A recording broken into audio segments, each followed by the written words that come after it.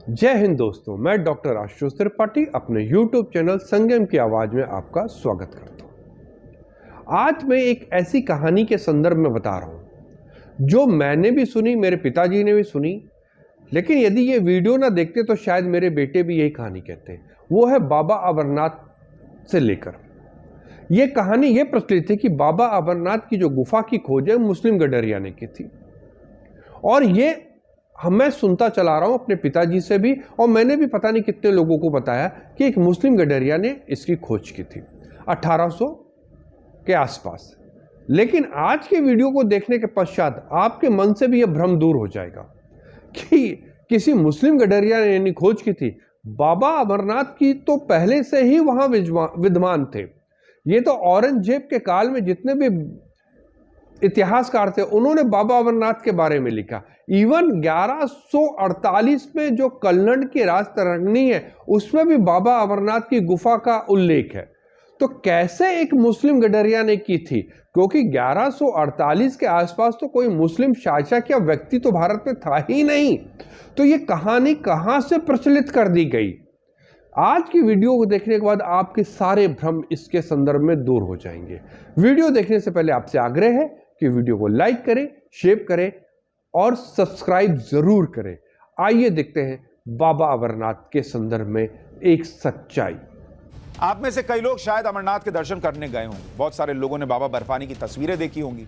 इन सभी लोगों को एक कहानी बताई जाती है, और यह कहानी यह है कि अमरनाथ गुफा में शिवलिंग को सबसे पहले एक मुस्लिम गडरिये यानी भेड़ बकरी चराने वाले ने देखा, और फिर उसके बारे में सबको पता चला। यही दावा फारूक अब्दुल्ला जैसे नेता भी करते हैं, और वो इसलिए क्योंकि ये उनके नैरेटिव को सूट करता है। वो इस नैरेटिव से 1990 के दाग को धोने की कोशिश करते हैं।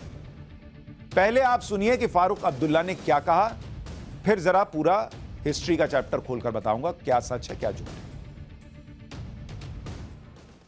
है। यात्रा जो है वो कश्मीरियों ने हर वक्त दिल से चलाई। जब वहां पे उस गुफा में लिंगम दिखा उस मुसलमान को, रहने वाला पहलगाम का एक गडरिया, वो दौड़ गया उसी वक्त मटन पहुंचा। मटन में उसने कश्मीरी पंडितों के जो बड़े बड़े हैं उनको कहा मेरे साथ आओ, मैंने आज ऐसी चीज देखी है जो मैं हैरान हो गया। कौन था वो? मुसलमान था। फारूक अब्दुल्ला वही कहानी बता रहे हैं जो कहानी वर्षों से हमें बताई जा रही है, और कहानी जो उन्होंने छोटे में बताई उसका जो किंवदंती जो कहते हैं उसका वर्जन आपको सुनाता हूं कि बूटा मलिक नाम के एक मुस्लिम गडरिये ने अमरनाथ गुफा की खोज की थी, कि उसी ने खोजा था। गडरिया बूटा मलिक पहाड़ों पर अपनी बकरियों को चराने ले गया था। तभी उसे वहां एक साधु के दर्शन हुए।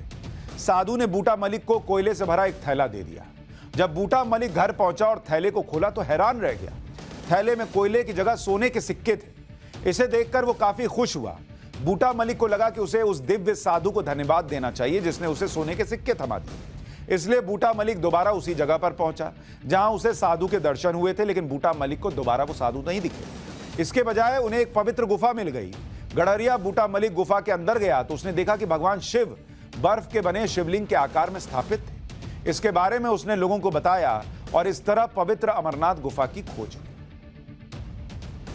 इस कहानी को थोड़ी देर के लिए सच भी मान लें तो कम से कम इतना तो कहेंगे कि वो गडरिया आज के कुछ लोगों से तो बेहतर ही था, क्योंकि आज तो लोगों को शिवलिंग दिख भी जाए तो फव्वारा साबित करने पर लगे। कम से कम उसने शिवलिंग को पहचान तो लिया था, कम से कम कहानी सच मानने तो। लेकिन गडरिये बूटा मलिक की कहानी को सच माने तो ऐसा लगता है कि उससे पहले बाबा अमरनाथ का कोई जानता ही नहीं था। दावा यह है कि 1850 में गडरिये बूटा मलिक ने अमरनाथ गुफा की खोज की, लेकिन क्या 1850 से पहले अमरनाथ की गुफा को कोई जानता नहीं था? हमने जरा इतिहास के पन्ने पलटे तो पता चला कि साल 1663 में मुगल बादशाह औरंगजेब ने कश्मीर की यात्रा की थी। औरंगजेब के साथ एक फ्रांसीसी यात्री फ्रैंकोइस बर्नियर भी था। बर्नियर ने अपनी किताब ट्रैवल्स इन मुगल एम्पायर में लिखा कि कश्मीर में यात्रा के दौरान वो एक प्राकृतिक गुफा में भी गया जहां बर्फ जमी हुई थी। यानी एक तरह से वो अमरनाथ गुफा का जिक्र कर रहा था, जो गडरिये बूटा मलिक की कहानी से करीब 200 साल पहले की बात है सर फारूक अब्दुल्ला साहब। 200 साल पहले, मुगल काल में भी देख कर गए हैं लोग। खैर, हमें लगा और तलाशते हैं क्या सबूत मिल सकते हैं।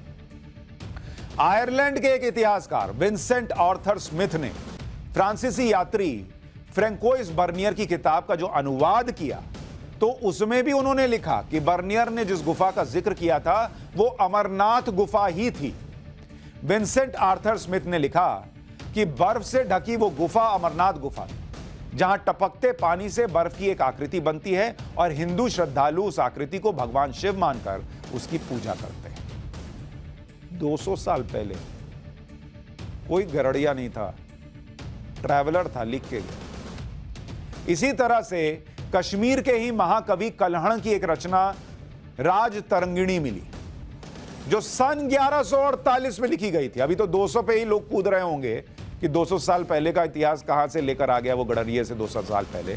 अब 1148 में चलिए, राज तरंगिणी में भी अमरेश्वर यानी अमरनाथ का जिक्र किया गया है। इस रचना के मुताबिक 11वीं सदी में रानी सूर्यमती ने अमरनाथ में त्रिशूल और दूसरे धार्मिक प्रतीक चिन्ह लगवाए थे। राज तरंगिणी में यह भी स्पष्ट होता है कि अमरेश्वर यानी अमरनाथ के लिए तीर्थयात्रा 12वीं सदी में भी चल रही थी। 12वीं सदी में, क्या फारूक अब्दुल्ला साहब, 12वीं सदी से चल रही है। कल्हण के 300 साल बाद 15वीं सदी में कवि जोनराज ने एक राज तरंगिणी रचना लिखी। इसमें भी अमेश्वर यानी अमरनाथ को कश्मीर का अधिपति बताया गया था। कई रचनाओं में यह दावा किया जाता है कि 34 ईसा पूर्व में कश्मीर के राजा सामदिमत शिव के भक्त थे और वो पहलगाम के वनों में बने बर्फ के शिवलिंग की पूजा करने जाते। कश्मीर के इतिहास पर लिखी सबसे प्राचीन पुस्तक नीलमत पुराण में भी इसका जिक्र है।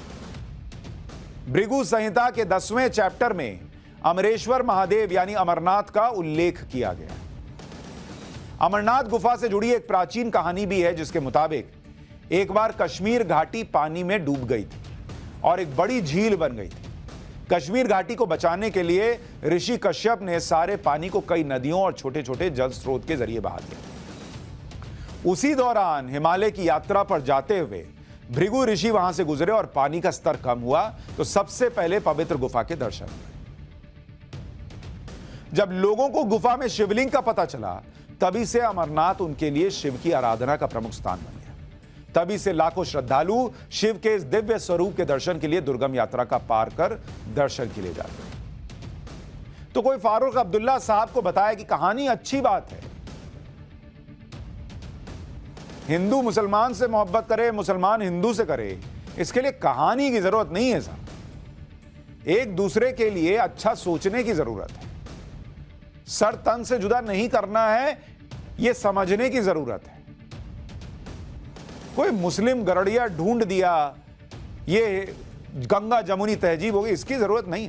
जब वो गरड़िया छोड़िए सर, जब इस्लाम यहां नहीं आया होगा तब से लोग लिख रहे हैं कि वहां अमरनाथ की गुफा थी। अमरनाथ गुफा से जुड़ी पौराणिक कथाएं भी हैं, जिसके मुताबिक भगवान शिव ने अमरनाथ गुफा में ही पार्वती जी को अपने अमर होने का रहस्य बताया था। पौराणिक कथाओं के मुताबिक भगवान शिव माता पार्वती को ऐसे एकांत और गुप्त स्थान पर अमर कथा सुनाना चाहते थे जहां अमर कथा को कोई व्यक्ति, जीव, पशु पक्षी ना सुन ले, क्योंकि जो कोई भी अमर कथा सुन लेता वो अमर हो जाता। अमर कथा सुनते हुए पार्वती जी को नींद आ गई और वो सो गई।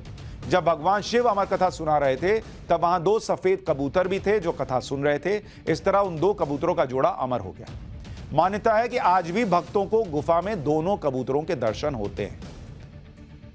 अमरनाथ गुफा का रास्ता बहुत कठिन है। सड़क के रास्ते अमरनाथ जाने के लिए पहले जम्मू फिर श्रीनगर तक सफर करना होता है। श्रीनगर से पहलगाम या बालटाल पहुंचा जाता है।